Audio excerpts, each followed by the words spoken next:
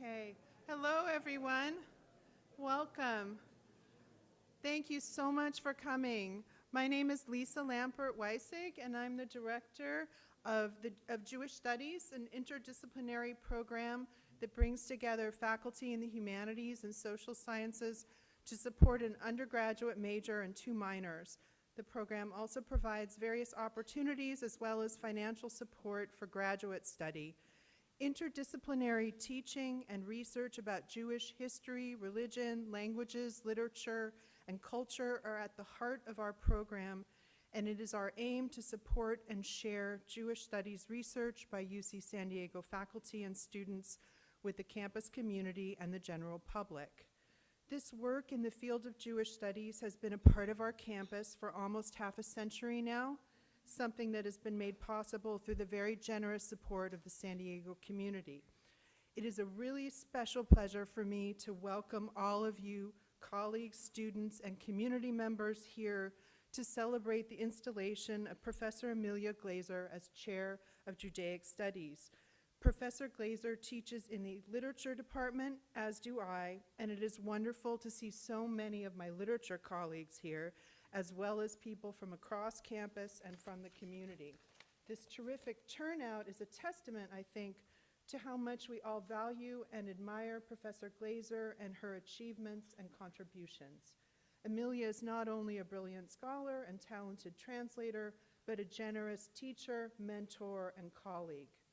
Those of us who teach in the Jewish Studies program can also attest to her international stature in the Jewish Studies field, as well as to the energy and creativity that she has brought to our program and to partnerships with the community since she first arrived on our campus in 2006. The Jewish Studies program is housed in the School of Arts and Humanities, Institute of Arts and Humanities, and it's my pleasure now to welcome our Dean, Christina Della Colletta, to the podium. After she speaks, my colleague, Professor Kazem Ali, the chair of the Literature Department, will introduce Professor Glaser and her talk, and there's going to be something with a chair, you can see an actual chair. Before I give the floor to Dean Della Colletta, I want to thank Maddie Martinez. Maddie Martinez. There she is, who plans events for the Institute of Arts and Humanities and for Jewish Studies. She organized this event so beautifully. Thanks, Maddie. Okay, Christina, thank you. Good evening, everybody.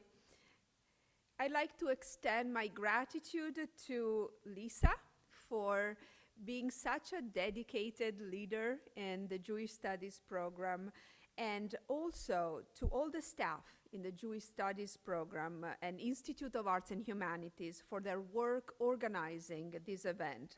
Thank you.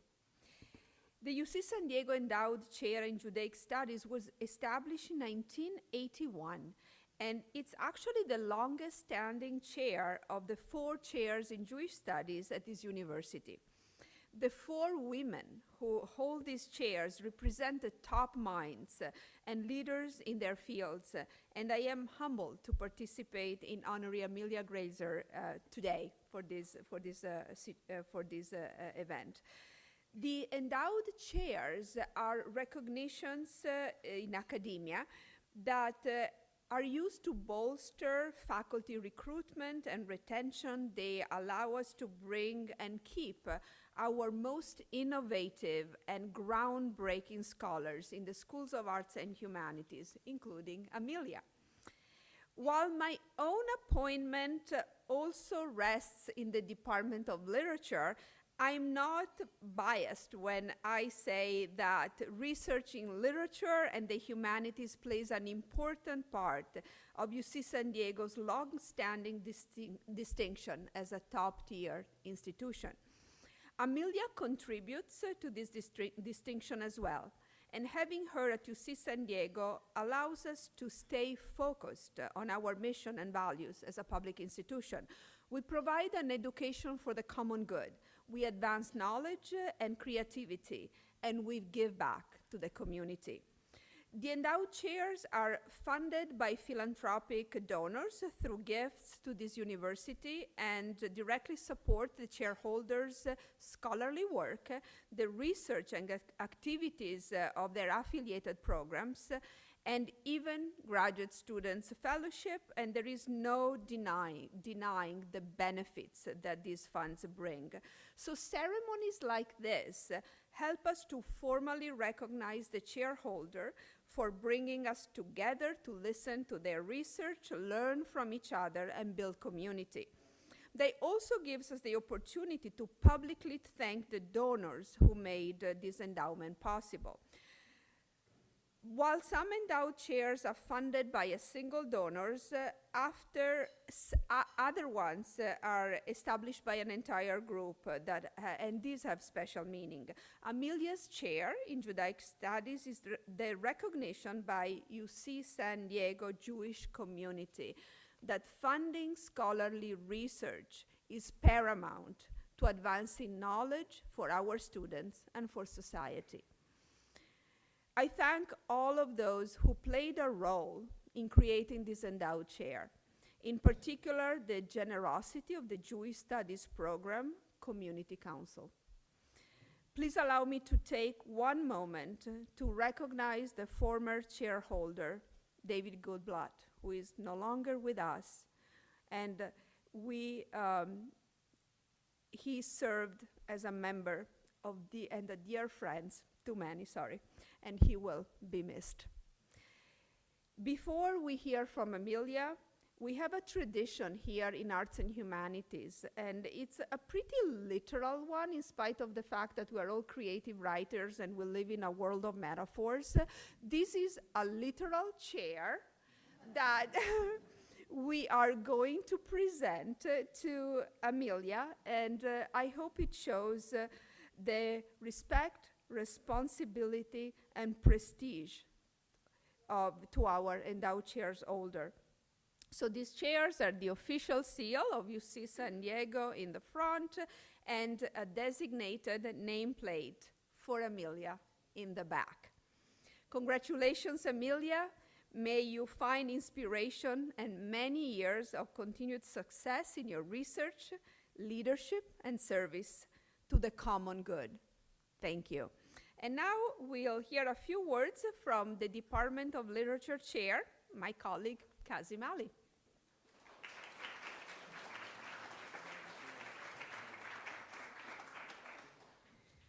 Hi, everyone. I asked Lisa if Amelia was going to sit in the chair, we could pick it up and carry her around the room, and she said no. It gives me great pleasure to be here tonight with you, introducing Amelia at this very special event. As Lisa mentioned to you, she's a multidisciplinary scholar in Russian, Ukrainian, and Yiddish literatures. How's that? Better? Even better? Yeah.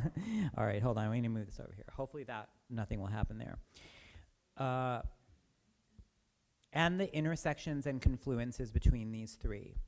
Her recent work has focused on Jewish writers, but Professor Glaser's work is truly not limited to a particular field, nor in a particular language. Her scholarship on these literatures and writers has strong implications for the study of 19th and 20th century literature in general, looking at Slavic and Yiddish-speaking European and diasporic communities in multiple political and historical contexts. Besides being a Slavicist and a Jewish studies scholar, in her work, she recalibrates the notion of modernism and modernisms in various European, American, and global contexts. She historicizes the connection between, for example, the diasporic American Yiddish-speaking community, progressive and leftist politics, and the ways that Yiddish literature in America helped to create and define a community. Her comparative analyses include ways that African American experiences and Jewish emigre experiences defined and impacted each other, and the ways that Jewish American writing impacted American response to the Spanish Civil War, and relationships between Israeli and Palestinian cultural production, both historically and in the temporary moment. She is a bridge builder and a scholar who both promotes and nurtures dialogues between various communities. Her book, which you may know, Song in Dark Times, Yiddish Poetry of Struggle from Scottsboro to Palestine, works in multiple modes to present a new history of Yiddish writing during the 20th century, one which links Yiddish literature to various protest movements across the globe. She situates this emergent literature as an important part of the modernist movement to redefine identity in the early part of the 20th century against the backdrop of the paradigm-changing world wars. This particular book has been recognized as seminal by those in her field, and it recently received the prestigious Jordan Schnitzer Book Prize in Jewish Literature and Linguistics. I want to tell you something else about Amelia. She is a compassionate and passionate advocate and citizen, active as a translator of Ukrainian literature, and in the current moment, a fierce defender of Ukrainian writers and translators themselves. Amelia was away on fellowship at the Radcliffe Institute when Russia invaded Ukraine, and you know what happened next, which is me waking up to an inbox full of emails from Amelia trying to figure out how UCSD was going to bring Ukrainian writers and professors to safety in San Diego as visiting scholars. And I know for a fact that I was not the only hapless department chair who was on the receiving end of this stream of communiques. There were 8 of us on that thread, and Amelia did not quit. She worked tirelessly on bringing her and our colleagues to safety. She has also championed Russian and Ukrainian poetry by hosting numerous writers here at UCSD and also by translating poets. And I want to bring poetry into the room, and so I'm going to read you a short poem by the Ukrainian poet Aiaa, which Amelia co-translated with Yulia Ilchuk. This is the poem. To hold a needle of silence in your mouth, to stitch your words in white thread, to whimper while drowning in spit, to keep from screaming, spitting blood, to hold the water of a language on your tongue which leaks like a rusty bucket, to mend things that are useful, to sew crosses on the really weak spots, like bandages on the wounded in a hospital, to learn to search for the roots of a life that has yet to learn its name. Amelia teaches and trains new translators in courses on translation theory and workshops in translation in our department. And in fact, I have just learned, and you are going to get a scoop right now, that Arrowsmith Press will soon publish Amelia's co-translation, along with Ilchuk, of the collection of poems, A Short Course in Molotov Cocktails, by Halina Kruk, a contemporary poet and academic living in Ukraine. Besides founding and advising the journal Alchemy, Amelia takes seriously her role in mentoring younger translators. One student in her seminar was particularly interested in translation, and she encouraged that student and hired them as a TA in her undergraduate class on translation. She asked that student to join the board of Alchemy, and when Glaser brought a Russian poet to visit UCSD, she had the poet translate some of his poems and engage in a dialogue with the poet as part of the visit. Those poems were later published in a national journal. It is this kind of careful mentoring over time that brings students into a discipline, a field, and a career.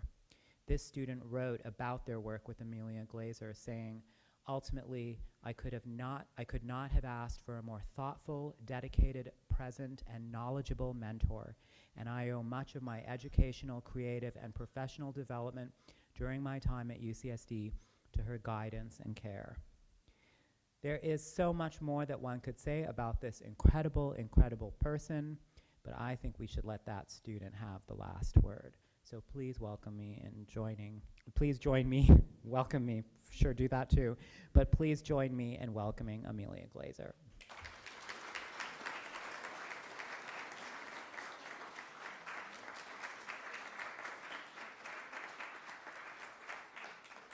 Put this right here. Thank you so much to Professor Kazim Ali, the chair of my department, literature, also To Dean Christina Della Coletta for being here and for so much encouragement, and to Lisa Lampert-Weissig, my colleague in literature, also an endowed chairholder in Judaic Studies and the current director of Judaic Studies.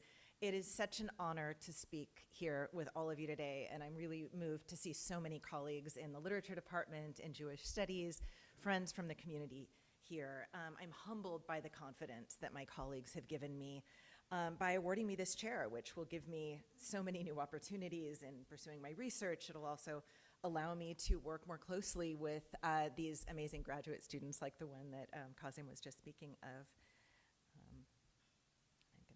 I may need to call Maddie up at some point to teach me how to use a PC in order to scroll in my notes. Nope.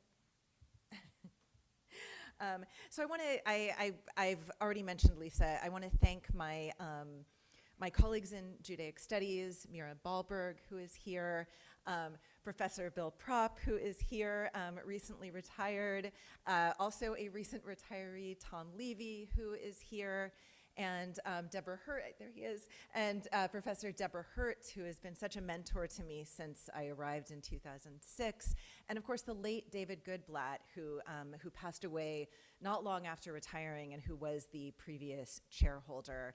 I also want to thank my students, and I think the further I go as an academic, the more aware I am of how much I have to learn from students. And the talk that I'm going to share with you today is actually a fairly new material that I'm going to be talking to you about, and my students have played an active role in this. Is Maddie Martinez in the room? I may need her to come up for just a second for a quick technical tutorial. If somebody could grab Maddie, that would be awesome. Oh, can you help me? I just have to figure out how to get the cursor. Oh, okay. How do I scroll here on my notes? Nope. It's on the screen. I need to bring it down. There we go. I just need to get the cursor here. If you can. I'm afraid of PCs. Oh, is the mirrored on this side? Okay, yeah, here you go. There we go. Okay, perfect. I'm not going to move it after you've done this for me. So now I can just do this. Is that right? Yeah. Oh, there we go. Okay, perfect. All right. So I don't really need my notes, but just in case, I want to make sure I know how to access them. So I, wanted to thank in particular some students that have played an active role in my own development as a scholar, and that includes Reem, who I think I saw here tonight, Eveline, Neon, Beatrice, among others. And then I also wanted to recognize and acknowledge the Jewish Studies community that endowed this chair back in the 80s, and who have entrusted UCSD to continue to do new research in the field of Jewish studies. So Professor Lisa Lampert-Weissig has given me a platform already to talk about my recent book, Songs in Dark Times. So I'm going to be using my platform tonight to talk about a work in progress. My last book dealt with how poets established community, and this new book also deals with how poets are establishing community. But rather than talking about Yiddish-speaking writers in the 1930s, my new project actually deals with contemporary poets in Ukraine as we are speaking. And this community in Ukraine extends, of course, a little bit beyond poets themselves. The photo that you see on this slide, oh, that's so much better, now we can see the image, is from this past March 2022, so almost a year ago. This picture was taken shortly after a missile struck a television tower and hit one of the off-site museum structures of the Babin Yar Memorial, killing 5 civilians. And following the attack, President Volodymyr Zelensky addressed the nation, saying, "We all died again in Babin Yar from a missile attack." The address was posted together with a Hebrew translation to his social media accounts. And the idea that Ukrainians could identify with the missile attack on Babin Yar, the largest site of a mass murder during the Holocaust on Soviet soil, suggested that there was a changing identity within the Ukrainian community. This is now Babin Yar itself, the Babin Yar of the 1940s, is now viewed as a national tragedy. And I believe this is due in large part to a changed discourse, a discourse that has changed especially over the last decade around Ukrainian collective trauma, even around what it means to be Ukrainian. In the years that immediately followed the Euro-Maidan Revolution of Dignity, as it is usually called, of 2013-2014, Ukrainian discussions of national memory and tragedy have broadened to become more inclusive. What it means to be Ukrainian has shifted from being a kind of ethno-national category to being a category of citizenship. And there are signifiers, and we see these signifiers used in Zelensky's quote here, Babin Yar, that reminded me when I heard it a little bit of this term passwords that I had applied to the Yiddish poets of the 1930s. That is to say, they were very, very specific words or terms, untranslatable terms, that describe one group's collective mourning, but that can sometimes be used to broaden that group. So by referencing everyone dying together again in Babin Yar, the Ukrainian president, who happens to be of Jewish descent, was including all of Ukraine in the tragedy of 1941.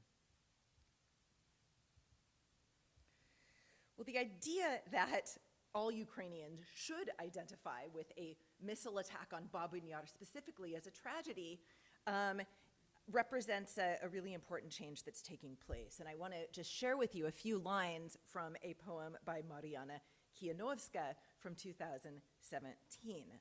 And I'll read this. I won't read everything in Ukrainian and English, but I want to get the sound of Ukrainian in your ear, so I'll read this in both. 1128 зі мною впали сам. Я зробився, як динаміт. І вибухнув сам. Присипав усіх землею і сам проріс майже посеред яру, там, де вода вимила вирви. 1128 fell with me. I turned into a stick of dynamite and exploded. I covered everyone with soil, and I sprouted near the center of the pit, hollowed out by water. So this is a quote from a book-length series of poems that Konova published in 2017 called Babin Yar Holosami, Babin Yar in Voices. And it's written in different voices of those who were murdered in Babin Yar. The image of mass death and fertile soil that Konova is referencing here in her poem is something that we see actually over and over again in recent Ukrainian writing, both about the current war and about the past. This idea that there is this soil that contains all sorts of tragedies that we need to talk about, that we need to unearth in order to move forward as a community. So I've mentioned that this is a new project for me, but the project builds on some of my past work in some significant ways, so I'll just mention some of those ways now. In my first book, Jews and Ukrainians in Russia's Literary Borderlands, which began with my dissertation work that was published in 2012, I focused on how Ukrainians and Jews, two minority groups coexisting in the Tsarist Empire, portrayed one another in literature. And that was in the long 19th century, from the late 1700s through 1917. And the book starts with these puppet-like Jewish and Ukrainian figures in Gogol's Sorochintsy Fair and ends with Isaac Babel's posthumously published stories about collectivization in Ukraine. I went on to keep thinking about competing memory in Ukraine, and I edited a volume with a lot of help from the Jewish Studies program at UCSD called Stories of Khmelnytsky in 2015. This further considered the idea that Ukraine might be viewed as a case study for writers describing a single polarizing historical figure across ethnic boundaries. Khmelnytsky was a Cossack leader in the 17th century who is viewed as a national hero by some, as a traitor by others, as a monster by Jews and Poles for the most part. So it was an interesting figure to try to build bridges with. And my more recent book, Songs in Dark Times, which has already been mentioned, came out last year and focused specifically on how leftist Yiddish poets of the 1930s described other national minorities. And in that book, I observed how poets used these passwords, these very specific, untranslatable terms, mostly from Jewish liturgy and Jewish history, to admit members of other minorities into a kind of metaphorical Jewish fold. And these folds included Chinese workers, Palestinian Arabs, African Americans, Spanish loyalists during the Civil War, as well as Ukrainians. And you can see here my image for that book is the passport of two of the writers that I consider, Peretz Hirschbein and Esther Shumyacher, who got to share a passport. You could do that in the 20s. So despite very obvious historical and even ideological differences between the Soviet-aligned Yiddish poets of the 1930s that I looked at in my last project and the progressive Ukrainian poets of the 2020s, both groups possess an internationalist ethos. And I find this group of Ukrainian writers that has interested me now, really my own contemporaries, compelling for their attempts at describing the other with, all of the naivete that entails. So what's interested me as I've entered this new project is how Ukraine, over especially the last 9 years since the start of the Donbas War in 2014, have reimagined Ukrainian identity, shifting what it means to be Ukrainian from something focused on ethnic markers to something focused more on citizenship. And the project is incredibly present-focused. And since this outbreak of the Donbas War, and especially over the last 11 months, we've seen an increase in poems about non-Ukrainian minorities historically, and about traumatic events affecting non-ethnically Ukrainian minorities. This includes the Holocaust, the deportation of Tatars, just to name two. So this is an example from the book that Kazim just mentioned by Halina Kruk, Crash Course in Molotov Cocktails, almost hot off the press. This is just a very, very short poem that Kruk includes in the book. The Holocaust could happen because the Holodomor went unpunished. One unnoticed, unpunished evil on a massive scale led others to assume they too would get away with everything. So as I've embarked on this new project about contemporary writers, one of the major challenges that I've encountered is how do we keep up with poetic events as they are happening? And this is really a very real problem for me now. First of all, where do I end? I'm not sure. I'm writing about stuff written in 2023. But second of all, how do I keep up with everything? Most of these poets are posting to social media. They especially like Facebook. And so one of the ways that I've done this has been to collaborate increasingly with students who have aided me in setting up a database of poems that these poets are posting to social media. And here I have to thank my undergraduate research assistant from the Radcliffe Institute, Paige Lee, who designed this page. This contains currently over 1,000 poems that we've hand copied. We couldn't build a scraper for Facebook, so we've hand copied these poems, tagged them with themes, and she's created a searchable database.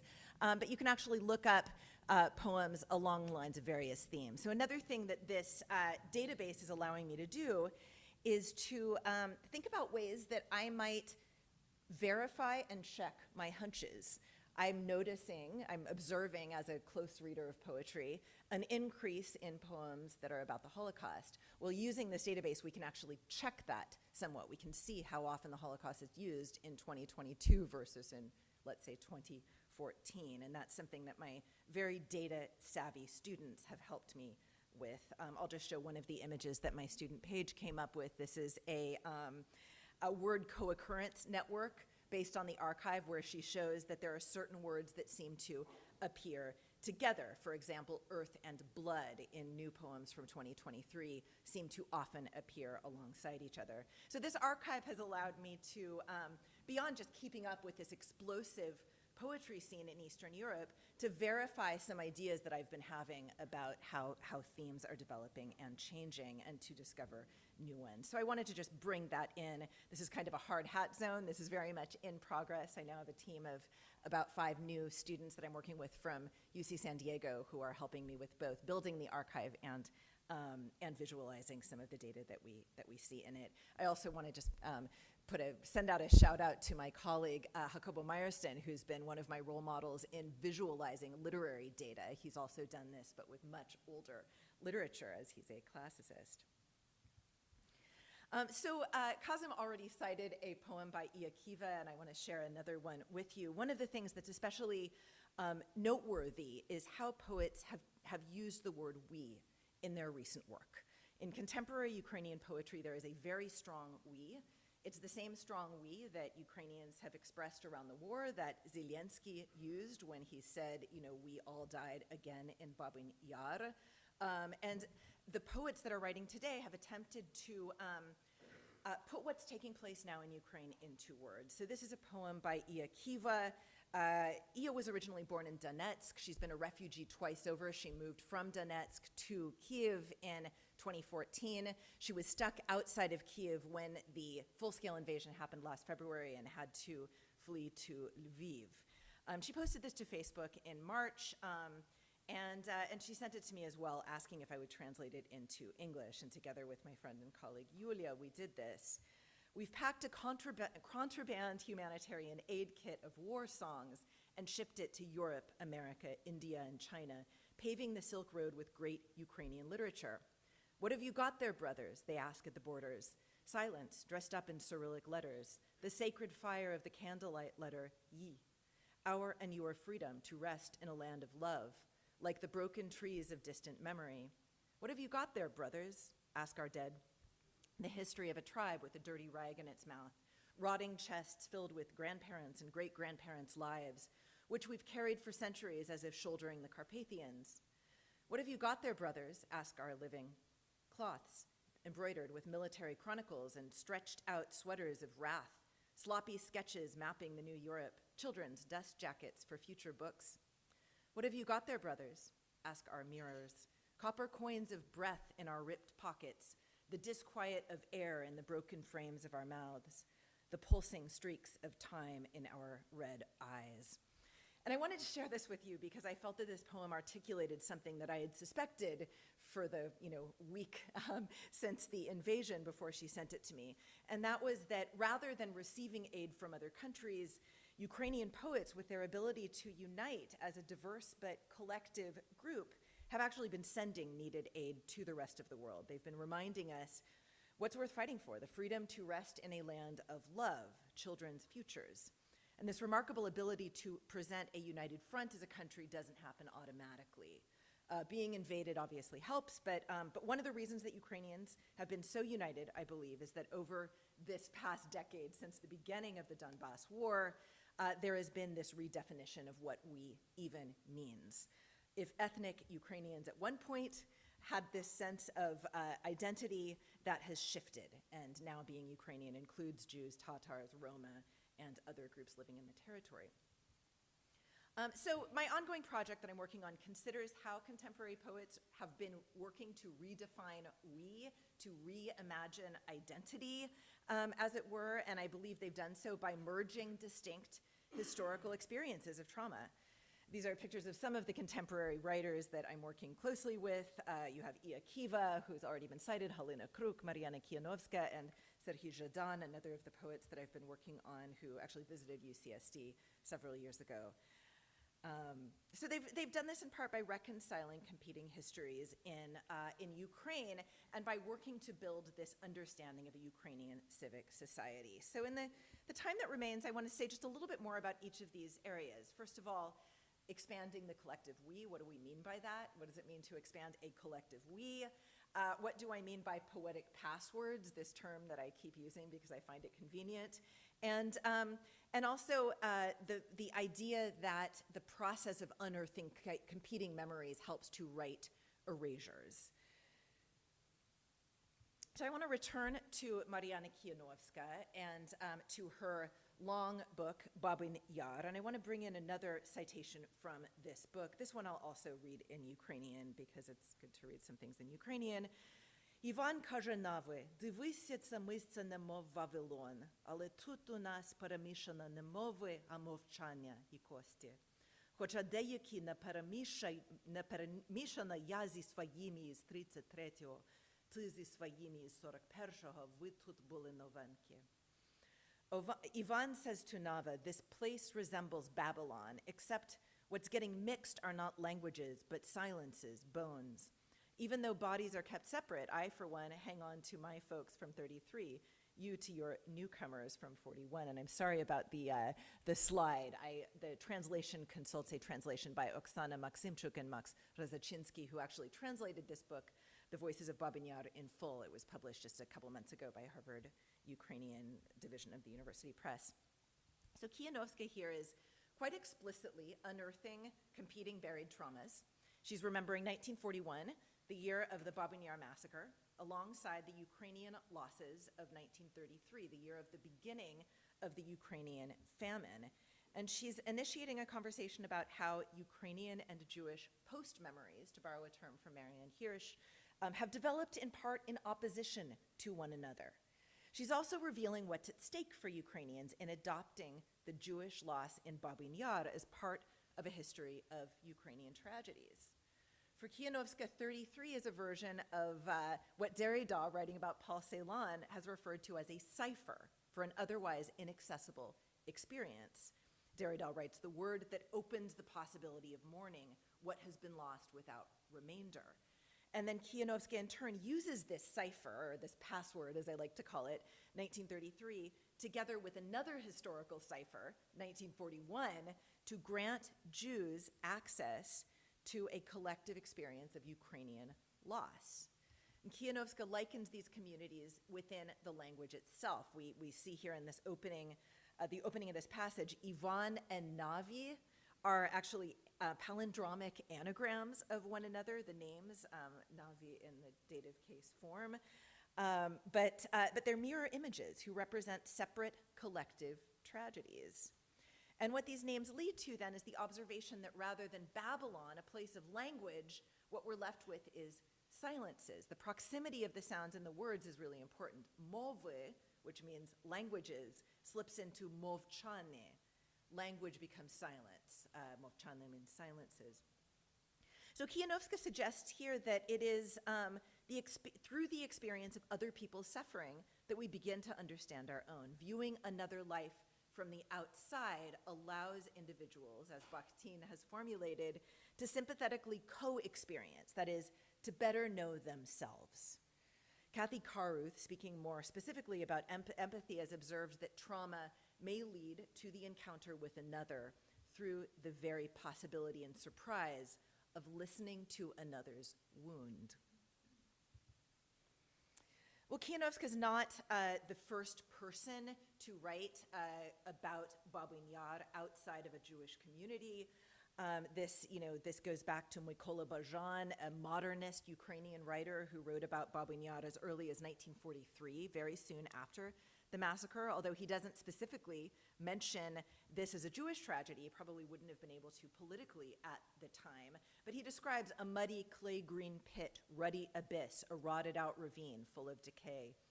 75 years before Kianovska put pen to paper, he gives voice to the dead. And then, of course, we have the very famous Babin Yar poem by Yevgeny Yevtushenko, who wrote in 1961, there is no monument at Babin Yar. The precipice is like a crude tombstone. There is this tradition of writing about the Jewish loss at Babin Yar by non-Jewish Slavic writers, both Ukrainian and Russian. But Kianovska is doing something, I believe, that's a little bit different. She's writing about a collective tragedy. She's writing about something that has to be set side by side with Ukrainian memory. I want to say a couple more things about the events that we're talking about here, Babin Yar and the Holodomor, or the Ukrainian famine. In late September 1941, over the course of 2 days, over 30,000 people and possibly as many as 100,000 people, so I often see the estimate of 70,000, were mass murdered by gunshot into a ravine known as Babin Yar, and this is on the outskirts of the city of Kyiv. This was the largest single World War II killing, as I mentioned, on Soviet soil. Up to 150,000 people were killed over the next 2 years of Nazi occupation of Kyiv. Most of the people killed were Jews, although there were some notable exceptions. There were also many Roma who were killed at Babin Yar, Crimean Tatars, as well as communists who were also among the murdered. And commemoration of this event was officially forbidden in the first quarter century after the massacre, and the unofficial gatherings were criminalized and linked to Zionism. So you would have people coming and laying flowers on, the spot of Babin Yar, but these people were seen as dangerous nationalists. Scholars have estimated that close to 4 million Ukrainians perished of starvation during the Holodomor, or Ukrainian famine. You can see the memorial on the other side of the screen. This took place from 32 to 33 in particular, but would continue for a few years after that. And this didn't include the mass death of livestock due to the lack of feed. So arriving on the heels of collectivization, which had been enforced in the 1920s, the Great Famine was in part the result of poor harvests, but in large part it was also the direct result of unattainable production quotas that had been set by Moscow.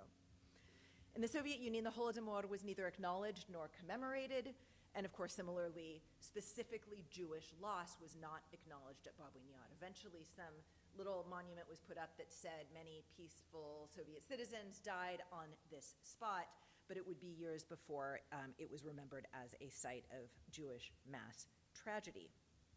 Babin Yar complicates a narrative of Soviet ecumenical love across nations, for the lack of acknowledgement of this horrific instance of genocide betrays the shortcoming of what Terry Martin has called the affirmative action empire.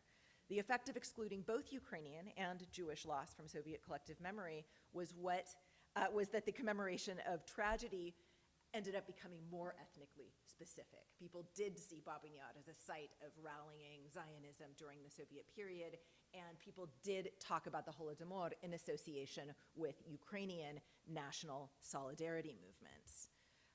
As Yohanan Petrovsky-Stern has said, he's written about this very recently, in the 1960s there actually would be Ukrainian national solidarity movements that would take place in Babin Yar as a way of being anti-Soviet together, which is another really interesting moment of intersection. So a renewed dialogue between Holocaust and Holodomor memory enables a reconsideration of identity categories that were established in the Soviet period, a time when, as Francine Hirsch makes clear, nationality had become a fundamental marker of identity, embedded not just in the administrative structure of the Soviet Union, but also in people's mentalities.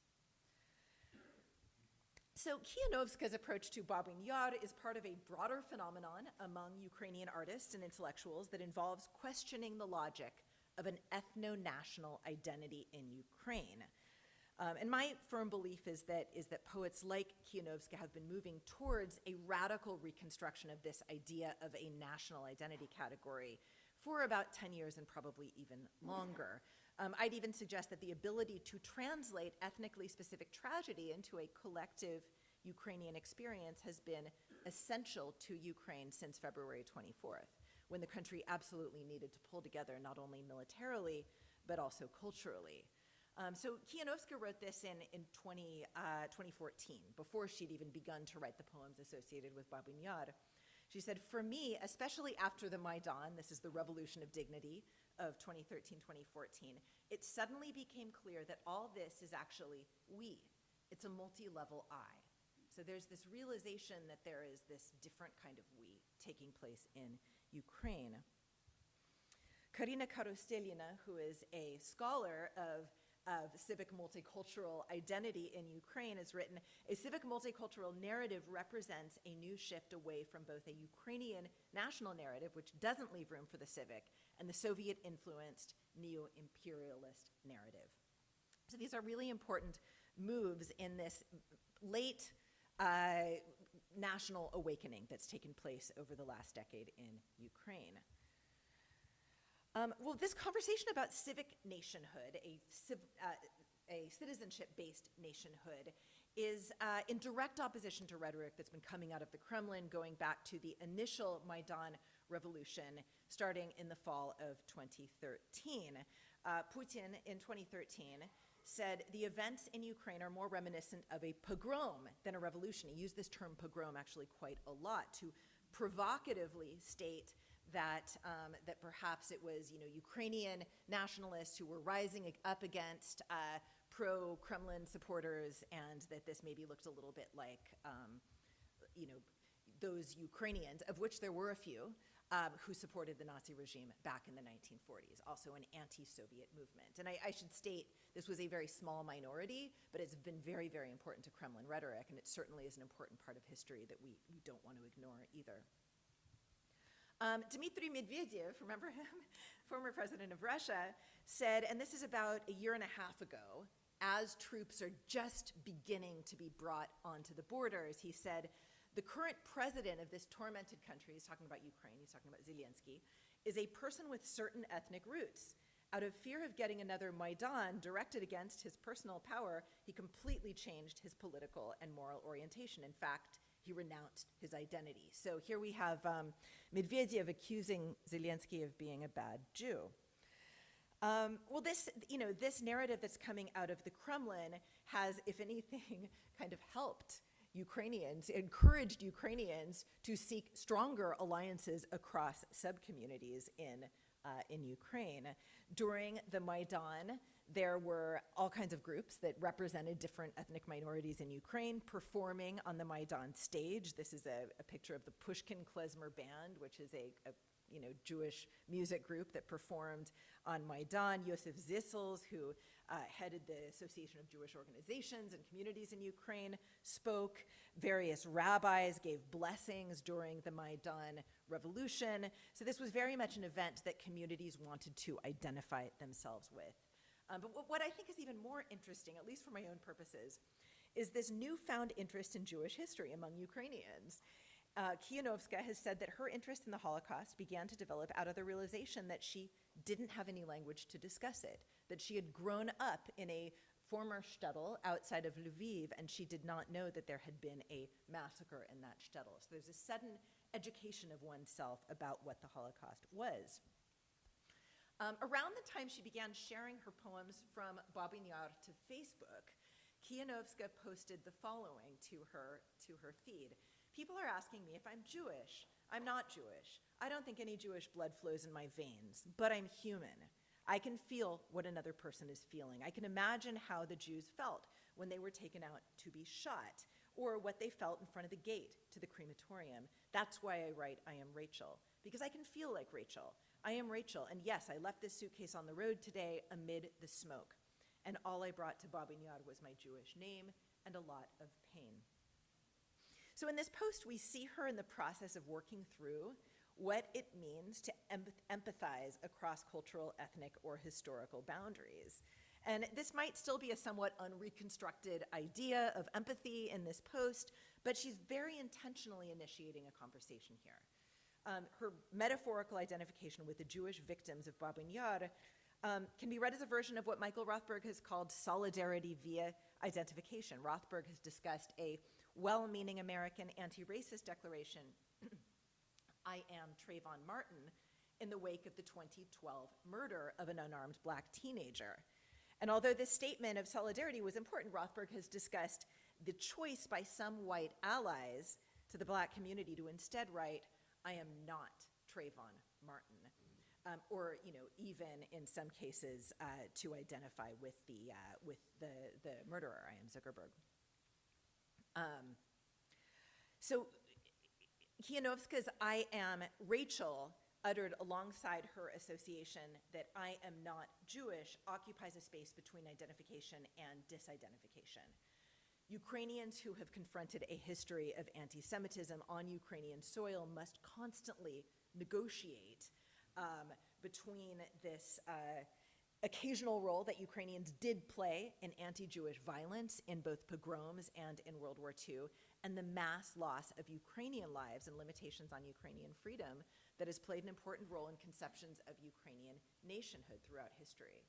So Kianovska's writing about Jewish history at a moment when this is at once necessary to Ukraine's civic identity and politically complicated, given the strong connection in the collective Ukrainian imagination between the ongoing war and the past episodes of violence against Ukrainians, particularly perpetuated by the Kremlin, including the Holodomor.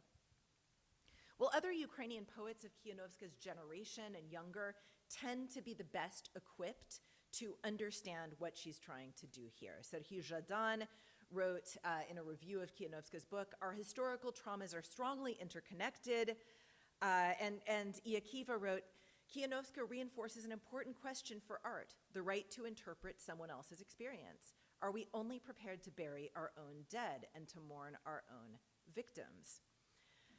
So these poets are certainly willing to go there. They are willing to see past the possibility of a little bit of appropriation to think about reaching across the ethno-political aisle, as it were. So whereas Kiva, like Rothberg, sees the value in writing consciously about another group, many of the responses that Kianovska's contacts shared on social media actually suggest a general inability to separate Jewish trauma from Ukrainian trauma. One reader responded to her initial post about not being Jewish by saying, "But every Ukrainian has a little bit of Jewish blood, don't they?" And Kianovska, to her credit, responded by saying, "Oi Boże," right? Oh my God. That obviously wasn't her point. Doesn't matter if she has Jewish blood. She's identifying as someone for whom it shouldn't matter. It doesn't matter if there's an ethnic identity. So I bring in these kind of naive comments not to demonstrate the unstruggled nature of some Ukrainian Facebook users back in 2016, but rather to show that these poems are emerging from conversations about identity that are still very much in process today.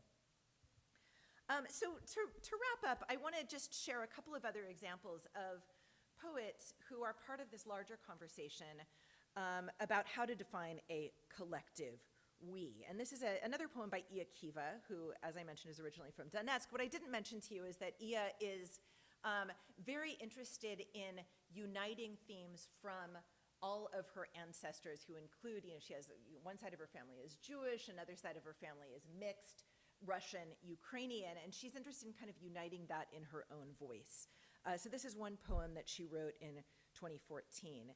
"And when it came my turn to be killed, everyone started to speak Lithuanian. Everyone started to call me Janukas. Everyone called me to their native land. My God, I told them, I'm not Lithuanian. My God, I told them, I said it in Yiddish. My God, I told them, I said it in Russian. My God, I said to them in Ukrainian. There where the Kalmyus flows into the Nieman, a child is crying in a church." This is actually, I spent a lot of time in translating this poem thinking, the Kalmyus and the Nieman, aren't those really far apart? And you can see, indeed, the Kalmyus is a river that is way down here in the sort of Donbass region. You can see it in pink at the very bottom of the map. And the Nieman flows through Lithuania. So what's between those two rivers? Well, basically all of Ukraine. And I'm grateful to Jonathan Rosenwasser of Harvard's map collection last year for actually sitting down with me and opening up a lot of old maps and saying, you are right, they do not flow into one another. I don't think they ever did.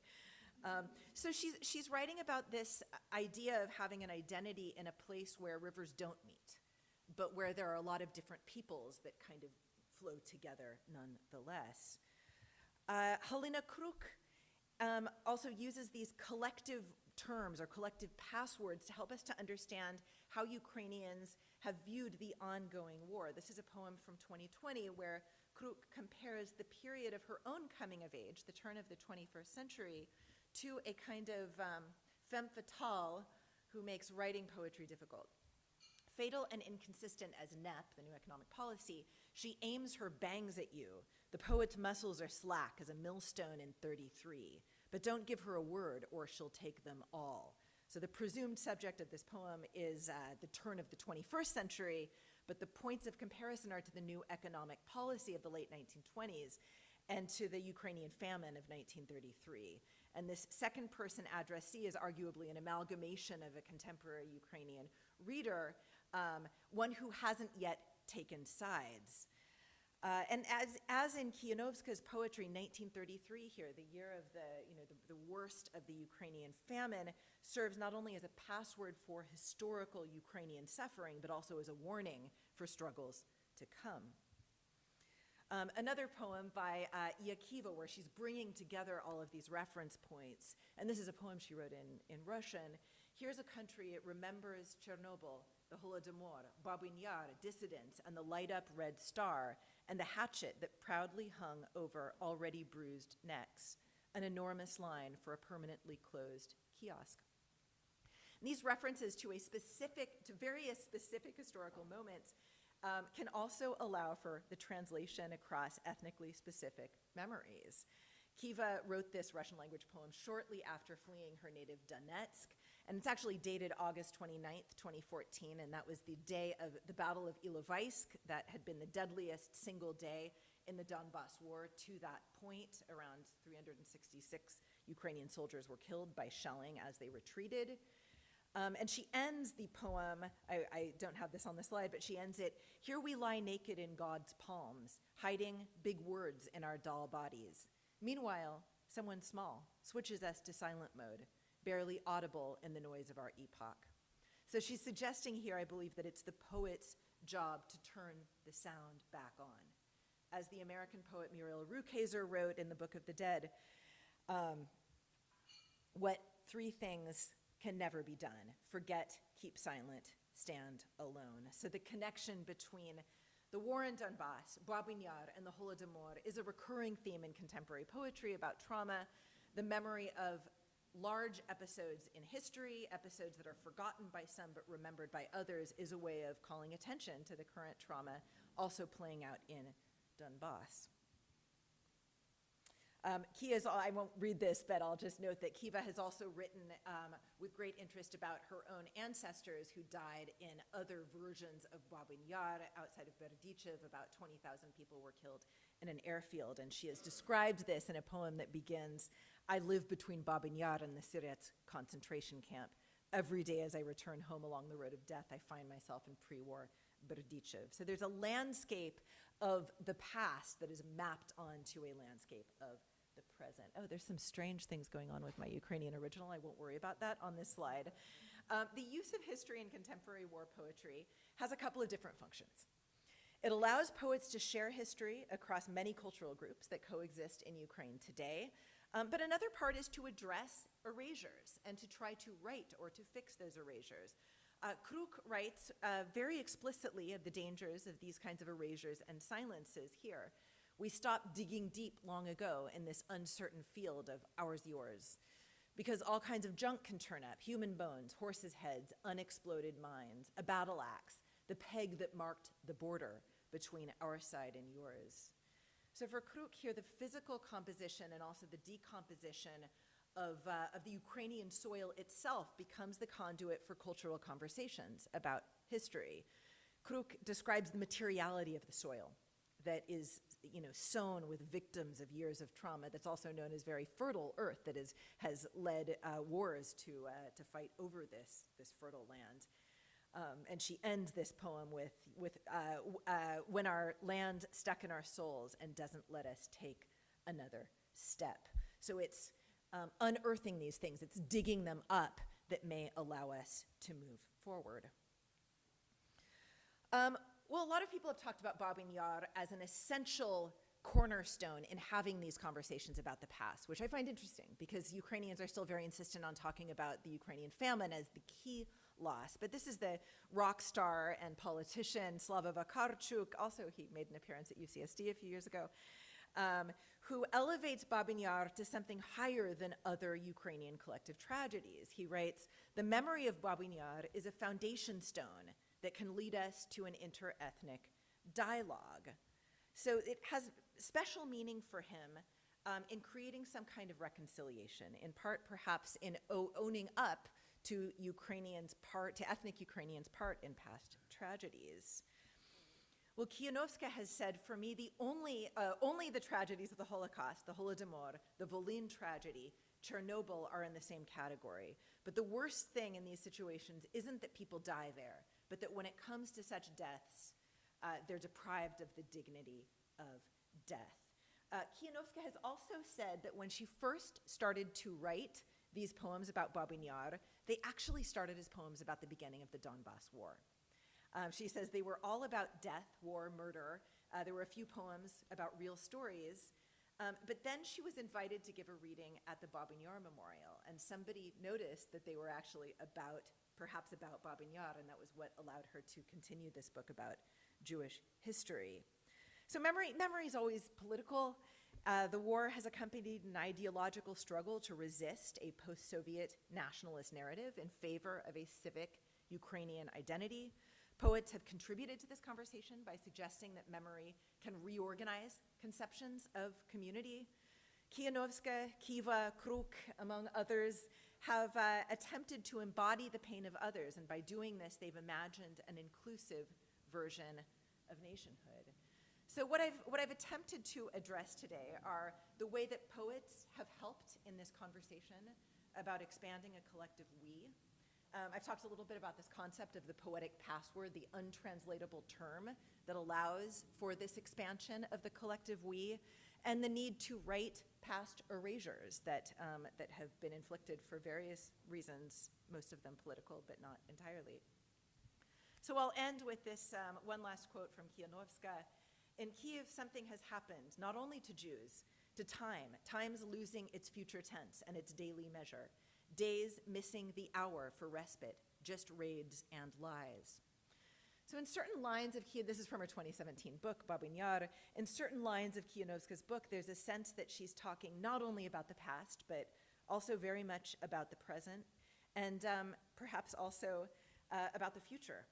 And in this passage, we get a sense that the voice is not necessarily Jewish, that blindness to what is taking place in Babin Yar is affecting the entirety of time in Kiev.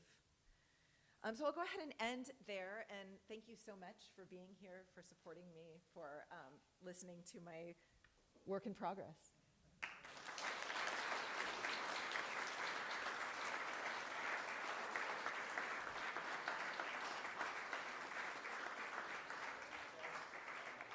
An enormous thanks. I didn't thank Maddie Martinez earlier, but for organizing this event and for being the tech assistant in addition to all of her many other roles.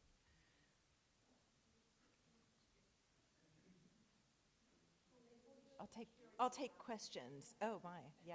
Yes,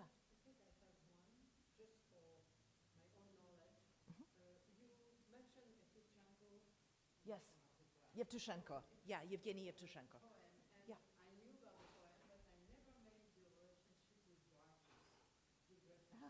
Yeah, Dreyfus is in there. What is the story?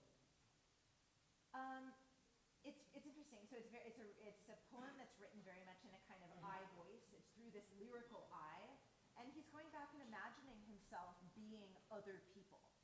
There's a really fun fact about that poem. I probably should have cut more slides in the interest of time, but I cut this one, and I'm going to just skip through all the slides I cut. There was a Yiddish writer by the name of Yosef Kerler, and he's actually the father of my master's thesis advisor, Dov Ber Kerler. He was next door neighbors with Yevtushenko.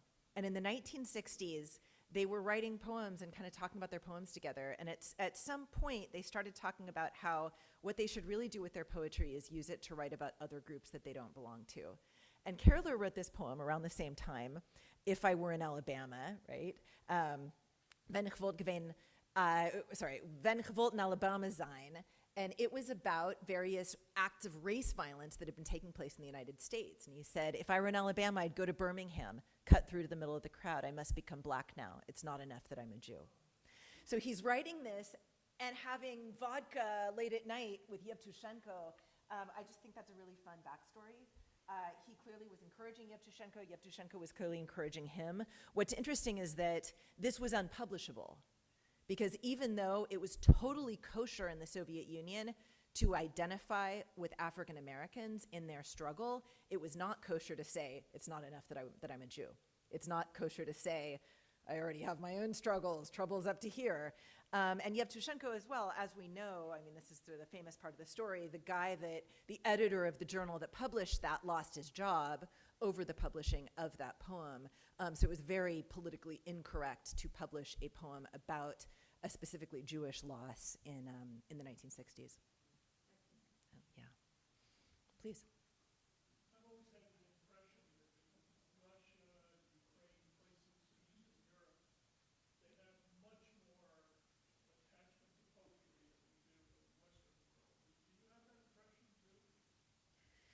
There is just an explosion of poetry right now in Eastern Europe. I think poetry has experienced, I don't want to say revival, but a really special moment over the last decade or so here as well. I think maybe part of it has to do with media, with the way that people communicate poems. Social media allows for this sort of short form. I think the world is having a tough time, and I think poets rise to the occasion in a particular way. Eastern Europe has a very strong poetic tradition, and many of these writers are also translators. They're translating, these are Ukrainian writers who have long translated their favorite Russian poets. They're not doing it right now, kind of Russian poet. People are taking a break from Russian poets right now, but they may find their way back. But it is I've talked to Aiaa about this at length, actually. She's a poet that I'm working on translating a lot of her work right now. And she compared it to an Easter tradition in Ukraine where you carry a torch. There used to be, I don't know, some scholars of religion are here, they can correct me, but there was a torch that would be carried from community to community, I believe, over Easter. And she compared poetry to this, that there's this idea of, the Osip Mandelstam passes to Paul Celan, who passes to Aiaa, and Eastern European writers feel that very strongly. So yeah, it's a beautiful tradition. That's what drew me to Russian literature in the first place. Please. Yes.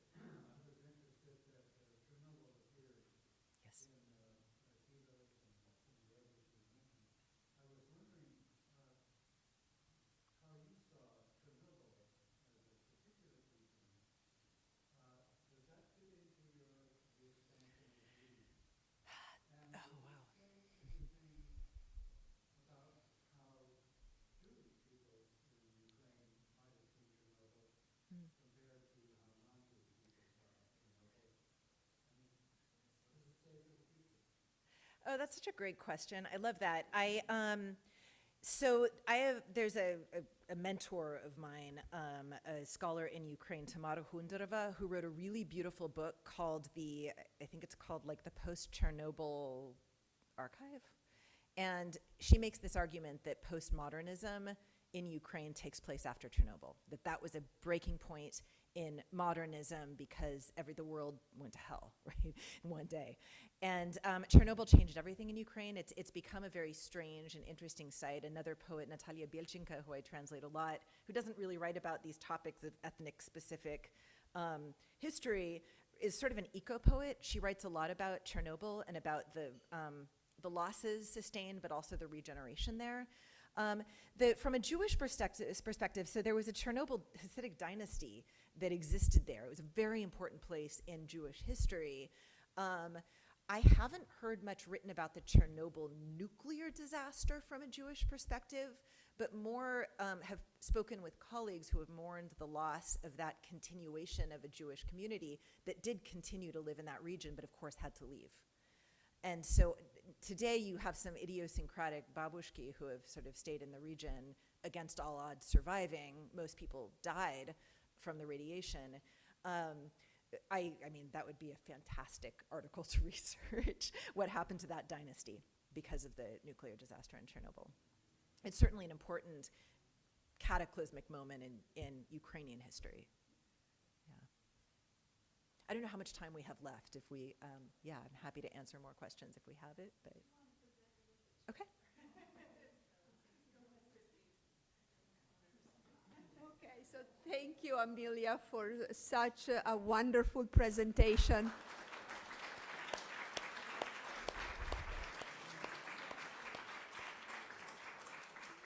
And I get to do the fun part now. So we are honored, delighted, absolutely happy to present this endowed physical chair to Amelia. We would like you to come over, sit in the chair. I would like to have Lisa in the chair of the literature department over here so we can take a few pictures together. And then, of course, family and friends, please come up.